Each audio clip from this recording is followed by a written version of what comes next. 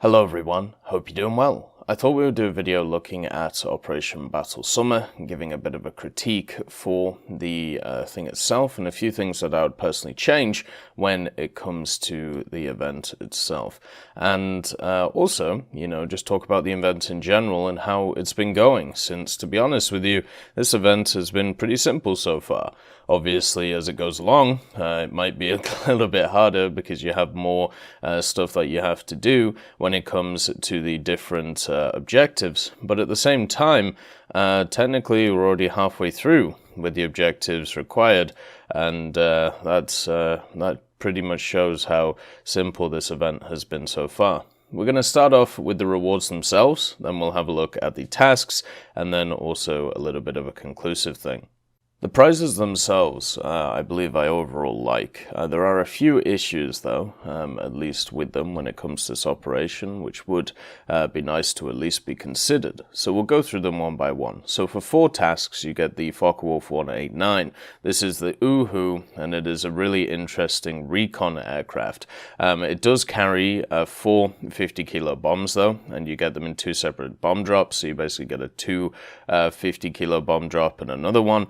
And then also some 7.92s. It doesn't have a aimer in the cockpit, but as long as you shoot center mass, you'll be completely fine. So I like this as a event vehicle because of the fact that it's not overpowered, it doesn't have a crazy bomb load, it's quite a maneuverable vehicle, it's not going to take over games, and also has the anti-air element, even though very limited with the 2 7.92s. Overall, it's a great pick for it. There's only one problem with it, and this is a problem that it has in War Thunder 2. The cockpit itself is incredibly low resolution, and since in Enlisted you are spending all of your time in a plane basically in the cockpit, it needs to be updated to have a HD version, otherwise it just doesn't look very good at all. There's a few other aircraft in Enlisted that also have this issue, and it just takes a lot away from the experience to have them look like that, and it is definitely a problem with it. As one of those things, as it's an event, vehicle, you want people to play the game to do the events, it would be much better if it was in a state where it was a lot nicer to look at in the center of it. The next one is the swords. So you can guess, the Russian cavalry sword, the officer sword for Germany, or the military saber for the US. I like the fact that these are actual things that you can get, but the only issue is you can only get one of them, it seems, and also for only one campaign. So unless they bring these back in future events, or like maybe they bring it back as like a Twitch drop thing or as a challenge thing, it's just going to be really sad with the fact that you can only get one of these out of the 3, and you can only get it for one campaign. It would be really cool to have a setup where you have like 3 or 4 of these things, and whenever you go into battle, you can bring out your saber and have a bit of a rattle. But the problem is, as I said, you can't do that because you only get access to one of them. I feel like if they don't bring these back in other events, this is a bit of a wasted opportunity. And also, as we've talked about before in Enlisted, there is a worrying trend with the Battle Pass stuff and with the event stuff that there is a lot of stuff that is unattainable. So what I mean by this is in the Battle Pass, you only get 1 order for vehicles, even though there is a ton of vehicles that are on offer. You have to pick one and you're not able to get the rest of them. So you end up having to make a choice, and instead of being able to grind out everything, maybe they'll make it so you can buy them for gold afterwards in the next update.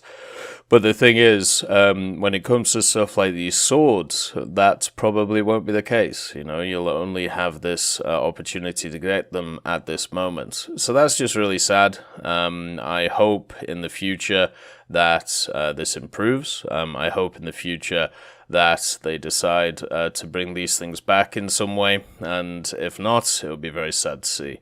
The M5A1 Rhino, I think this is a great thing for an event vehicle. It's very similar to something we already have in the tech tree. It's slightly better, but only very slightly. better than the standard M5, and also we've had an M5 Twitch drop already, and also on top of that, it's not hard to get a better vehicle when it comes to the American campaign and the invasion of Normandy. It has a little bit of uniqueness to it, but it isn't, you know, overpowered or anything like that. It's just a little bit of fun on top of the M5 chassis. So overall, very good pick. And then the next one, which is technically the last award you get for 8 tasks, the Assault Squad 14 Guards Infantry Division, which have access to the PPK-42.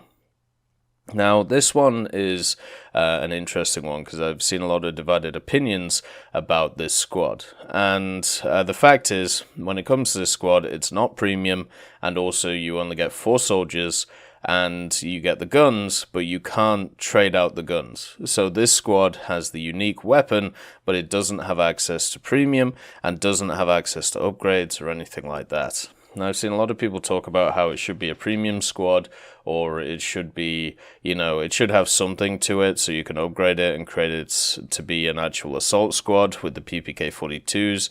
You know, maybe what you do is you take off the guns from the guys, so, or maybe you just have the guys individually, and maybe you can put them into different squads. There's a ton of different ideas going around. But the one thing that I have to say about events and event squads and event vehicles, one thing that I personally don't want them to become is meta-defining. I don't want the fact that 2 years down the line, because somebody missed an event 2 years ago, they don't have the meta-defining squad for a campaign.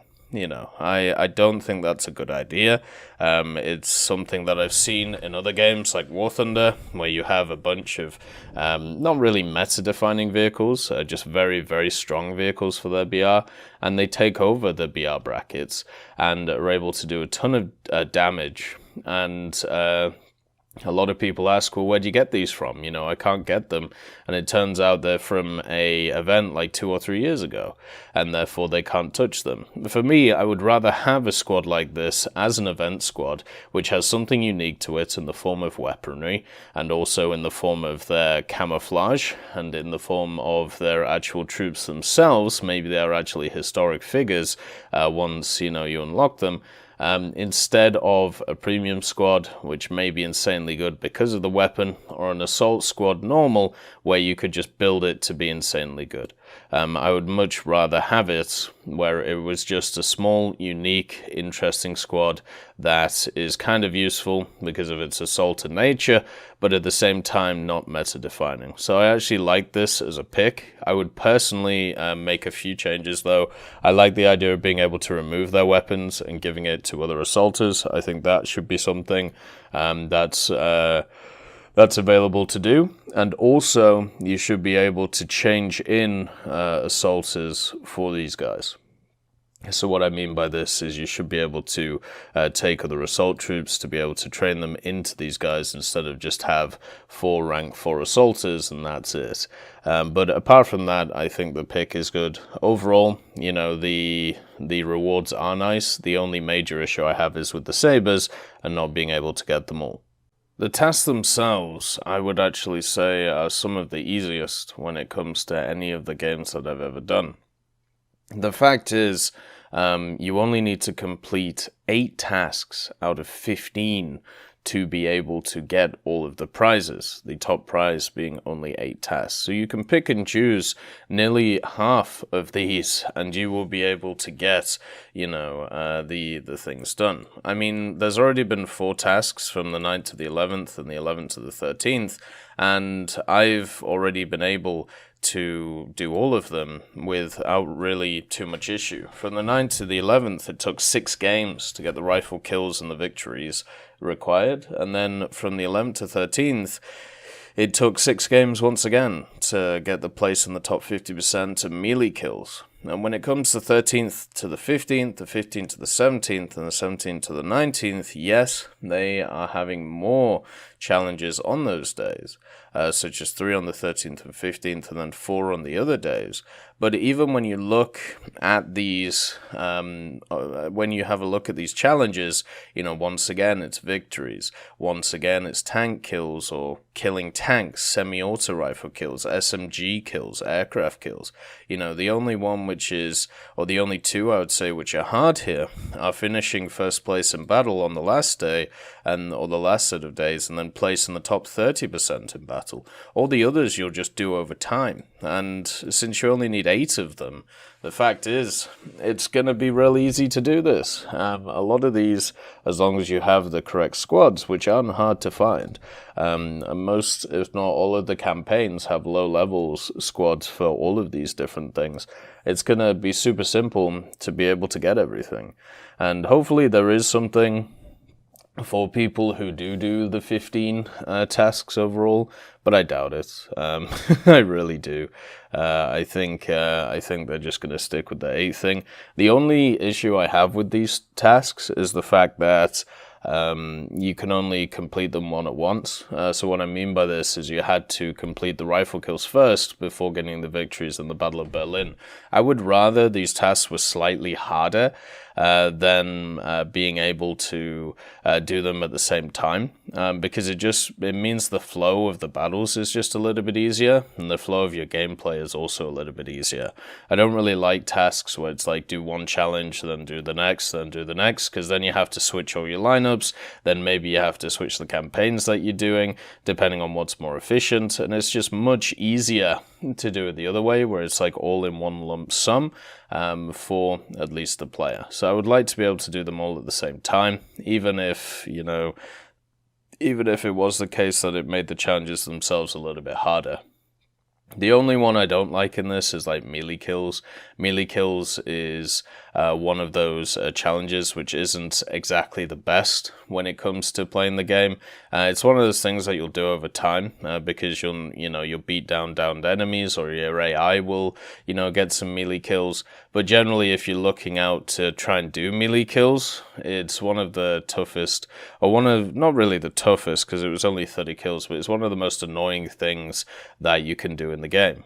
Basically because of the fact that it's just, you're in a situation constantly where you're trying to run around where everybody has guns and you're trying to knife people, or you're trying to axe people, and it's just not very fun to be able to do it. But it's only 30 kills, so it's nothing crazy. It just didn't feel very nice to do when it came to yesterday. But overall, I'm glad that it didn't go too badly. I think these tasks are super simple. The fact that you only need about half of them to be able to get everything is insane. And overall, the only critique is not being able to do them together. Apart from that, it's a really nice system. So overall, when it comes to this, another thing to also talk about when tasks is the fact that when it comes to paying for them, if you want to, if you complete half a task, then you only have to pay half the gold to be able to get that task. I think that's really cool as well. The fact that the more that you complete something, the less gold that you have to use to unlock it. And generally, when it comes to this operation, I'm personally pretty happy with it. It's super simple. It makes complete sense. The tasks are not too crazy. The awards are really nice. They're not overpowered. Everything is good about Operation Battle Summer. The only two little critiques, as I said, the exclusivity of the sabers, meaning that you can't get all of them. That's a problem. And then also the fact that you can't do the tasks all at the same time on the given days. That's really it. Everything else is great about this, and if you are interested in Enlisted, this is an event you can easily do and get into. Even if you haven't started yet, you could literally start on the 15th and still get everything available on the last 4 days of the event. Anyway, I hope you all have a wonderful day, and I'll see you next time. I'd like to thank BRFC, Swollen Ostrich, Teddy, John Ryman, Universe, Conte Baraka, Eugens Terry, Ambrosius McClellan, Daniel Stanton, Martinez, B. Young, Lafouche, Barine, and Samuel Schlick for supporting the channel.